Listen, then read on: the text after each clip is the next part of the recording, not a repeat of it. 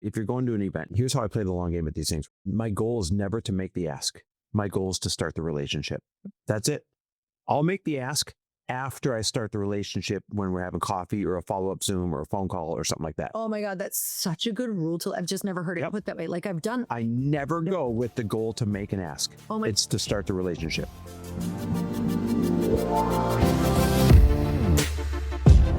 Welcome, everybody, to the Chris Harder Show, where we are making you unapologetic about your pursuit of success, knowing that when good people like you make good money, they can then do great things. My name is Chris Harder, and several times per week, I will bring you epic guests, solo episodes, and every single tool, trick, and skill set you need to grow your business, grow your money mindset, and to grow your wealth to levels that you have never reached before. I've ended up in a unique place in life where I've got the experience, the connections, and all of the secrets that it takes to be successful. And I'm lifting the curtain to reveal it all to you in an effort to help put you in a position of abundance so great that you can then be as generous as possible. So let's lock arms and let's get started. And we're back with another episode of He Said, She Said.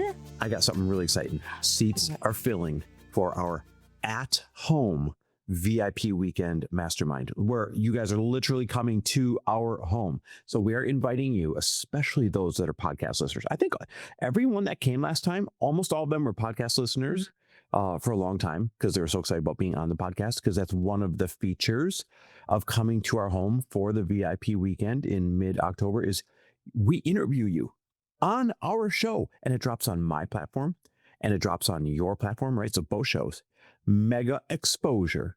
And you get to talk about your history. You get to talk about what you do, what you're passionate about, what your business is. It's just really cool.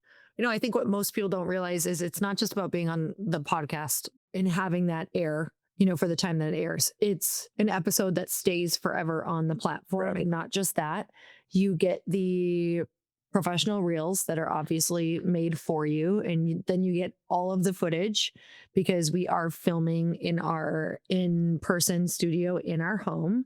And then you also get to put that on your one-sheeter, which if you don't, it's on other big shows. You should know what that is. And we can teach you that when you're here, if you don't know, but you can put that you were on a top 25 entrepreneurial Apple podcast.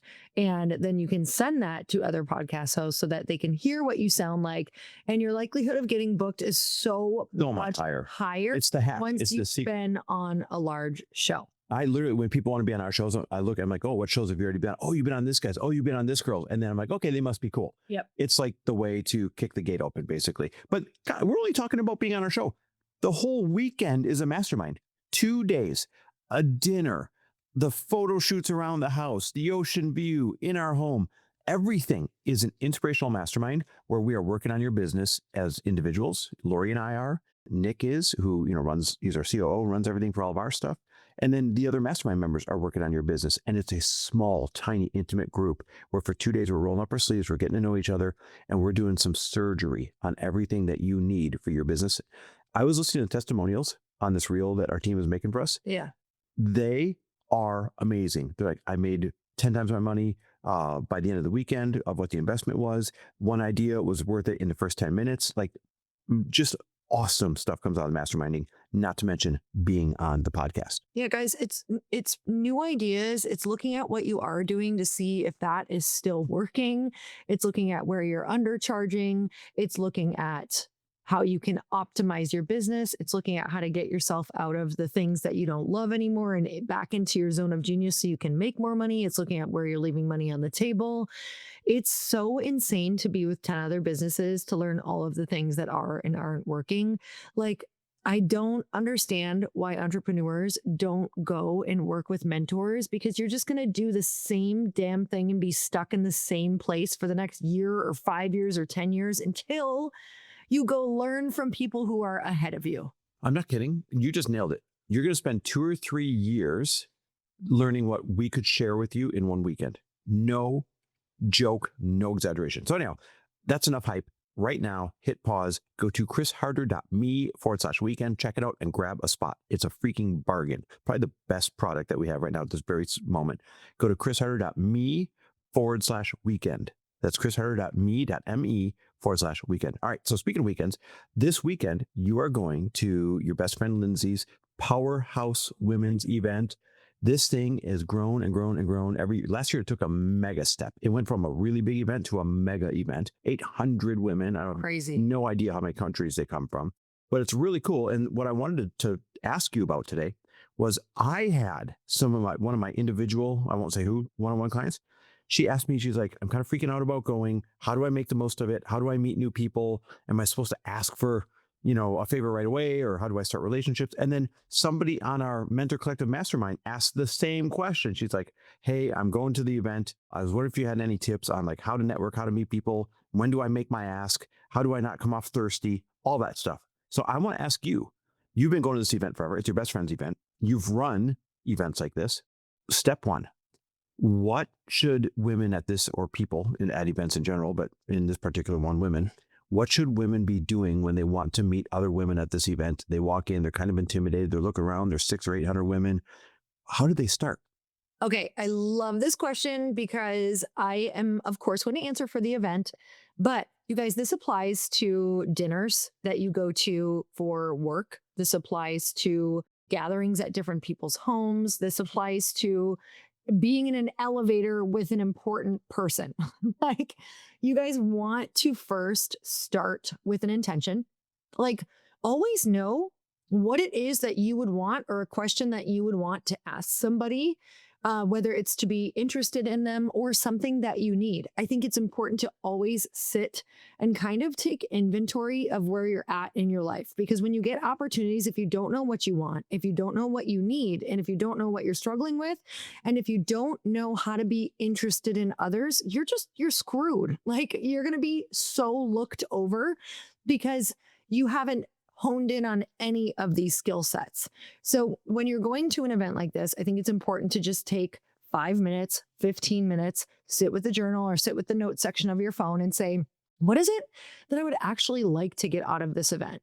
Am I going this year just because I really, really want friends that I'm going to stay connected to outside of that? Okay, if that's the case and I write that down, how am I going to go into this with the intention of continuing these friendships after? So if I went into it, I would go in with this idea or this sentence, essentially, that when I meet someone that I really click with, I want to say, hey, I'm looking for keeping friendships outside of this. I'm looking for someone who wants to stay accountable to each other. I'm thinking it could look like meeting for an hour once every 2 weeks and just asking each other, hey, what are you working on? What do you need? How can we help each other? And doing equal amounts of time on that call. Or maybe you meet and you're in the same area and you say, hey, I would love to do a workout every Monday with you with maybe a 30-minute coffee afterward. Like, what is the expectation on that relationship that you would like to place or ask for? And go in armed with a couple ideas like that. And that's going to feel pretty bold. That's going to feel pretty audacious, but you're never going to leave with something that you want if you don't do that. I want to back up. We're talking about networking at events, trying to meet people. You're talking about after you've introduced each other, had a 5 minutes, 10 minutes worth of conversation. You're already talking about, how do I keep this thing going? Which is a great tip. You have to take it from in person to then post event, and you have to be the one that champions that. I want to talk about, like, you're looking at somebody across the room, you want to meet them. Well, what do you say? Mm-hmm. How do you go up to that person? Or if they come up to you, what do you say? What are the first few sentences that don't make you sound crazy, but also get the right pieces of information in so that they're interested in you? Yes. So first of all, that was the intention that I was sharing. And that's how you follow through with the intention, is being armed with those questions and then following through. So if you want to be armed with even more questions of just being interested, I think it's really important to go in with questions that can be reciprocated to your favor as well. And some of you might be like, oh, that seems a little weird, but this is literally how networking works. Like, I don't want to just go up to somebody and ask them questions that aren't necessarily going to be powerful for them or for me to learn, right? Because at the end of the day, we're not only trying to learn about them and how we can help them, but we are also trying to have them learn that about us. Mm-hmm. So when I go into networking events, it's, hey, what are you working on? Mm-hmm. What are you most excited about? That's mine. Where are you struggling? What do you need right now? Yep. Like those are my questions. I ask them in either, like a series of 4 or I ask them in 3 or whatever that looks like. Those will always be my questions. Like, where are you from? What are you excited about? What are you working on? Where are you struggling? Where do you need help? I love that. And I've never not really had somebody, if there was time, be like, what are you excited about? What are you working on? Because humans naturally want to mirror and reciprocate what you're saying to them. Well, and I would add to that, if they don't, that's not the right person that you probably want to network with outside of there. If you meet and you're chatting somebody up for the first time for 5 minutes and they're not asking about you, they're probably not going to be a reciprocal person. Is there an exception to that rule once in a while? Yes. Sometimes there's just some chatty Cathys out there. Yeah, and sometimes they could be nervous. But I got to be forget. real. For the most part, the highest quality individuals are going to find a way to ask about you in that interaction just as much as talk about themselves. Yeah, definitely. I think if you're looking for a more advanced connection to match you, because there are going to be people of all levels there who this is their first personal development event and they're not really in tune with this quite yet. So yeah, that will you'll be able to tell, I think, through that interaction. Unpopular opinion, but you do want to go find the higher quality contacts at an event like this. Absolutely. So like, you better learn this game right away. You better practice it. And if you come across somebody like, oh, maybe this is their first event, I'm not saying you like walk away from them. I'm just saying spend your time looking for the higher quality contacts and they reveal themselves because you can tell that they take interest in you. And something that you can do that I've absolutely seen people do is if you're sitting next to someone and you're kind of creating a friendship, but it's definitely not a connect that you want to keep up, you can connect them with somebody that you're like, you know what? I met this person. I think you guys should meet because I feel like you're on similar Ultimate hack. Ultimate. Connecting them to other people at the event or other people that you know, like, oh gosh, I know the perfect accountant for what you need. Let me connect. Can I get your information? Let me connect you. Oh, I know the perfect ads person. They're sitting over here, and you bring them over and you be the connector. Oh my God, everybody loves the connector. Yeah, you don't have to be everyone's answer. Nope. I'd rather be the connector than the answerer. You know what I mean? Exactly. Here's one more thing that if you're going to an event, network at an event, you have to have your 30-second answer, not your 3-minute answer. My God, people, your 30-second answer ready for whenever someone's like, oh, what do you do? Like when someone asks me that, I say, oh, well, we pay the bills with a couple of pretty big podcasts and teach entrepreneurship. But then our real passions are, and then I talk about Frello and talk about your Glossy, right? My real passion is my baby Frello, where we're matchmaking hard and private money lenders on one side of a marketplace with all the people that need hard and private money on the other side, such as people flipping homes or buying investment properties. And then that causes them to say, oh my God, that's cool. Tell me more. Oh my gosh, I've never heard of that. And so it sparks the right questions back when you have your 30-second answer to, oh, what do you do? You know, it's really crazy. And I heard a long time ago, and I've seen it to be true, but the more professional someone is and the more just wisdom and accolades and even money that they have, the shorter their bios get. Boom. And it's because they know that the most important thing is attention. Attention So span. glad you said that, because you know what my answer is not when I'm meeting someone? It's not like, oh, well, I'm an investor in over 20 startups. I am a, coach for entrepreneurs. I've got one of the longest standing masterminds for businesses are 7 figures and above. Oh, I've got that's not my answer. And sometimes that is people's answer. I'm like, oh my, what are you doing, dude? Like, have your 30-second spiel ready. Practice it, you guys. It should be second nature. I don't care if you're meeting someone in an elevator. I don't care if you're meeting someone at an event. The simplest answer, oh, well, we've got a pretty large podcast, talks about entrepreneurship. We teach entrepreneurs as well. That's what pays the bills day to day. But our real passion right now is my startup, Frello, where we're matchmaking a marketplace, putting hard and private money lenders on one side and people that need private money loans on the other. Boom. Now they're asking me questions about one of those things. Mm-hmm. All right, babe. So put a bow on this thing for me. You're going to this event. You're flying to it tomorrow. Any last tips for anyone who's going and they're nervous? I know they're not going to listen to this before then, but like any event you're going to, any other tips for networking? Yeah, just go armed with those 4 questions that we mentioned. What are you excited about? What are you working on right now? Where are you struggling? And what do you need help with?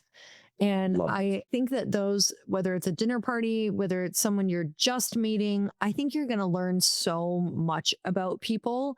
And, as long as you have those, you're going to be the most interested person in the room is the most interesting person to the people that are there. And I don't want you to forget that. And I also don't want you to get stuck on having too hard of an agenda of who you need to meet and what you need from this event or what you need from this dinner party.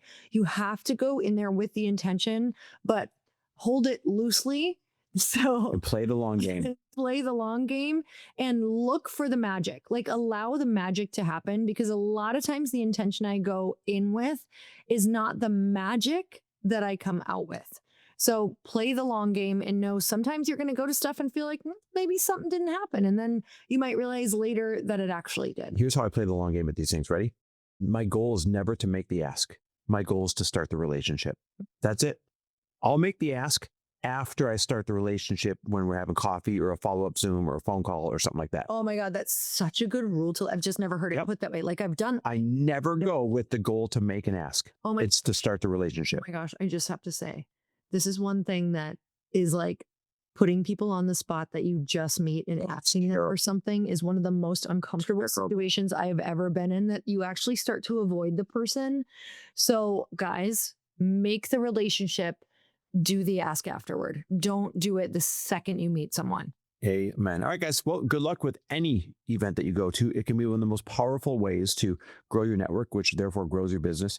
And if you want to be in a small, intimate, hands-on network at our house mid-October, right now at the end of the show, go to chrisharder.me/weekend and come join us at our VIP weekend and be on our podcast. It's the best freaking thing on the planet. chrisharder.me/weekend. All right, guys. Thanks for listening. See you. Love and appreciate you. Thanks for listening. And if you loved this episode and know of someone else who is as successful as they are generous, please pass them on to me. It would mean the world to me if you help me get this cause and this message out to as many listeners as I can. So please, if you liked what you heard, it goes a long way if you take 30 seconds and leave me a 5-star review and share this with your friends. I'll be forever grateful. And until the next episode, cheers to your success.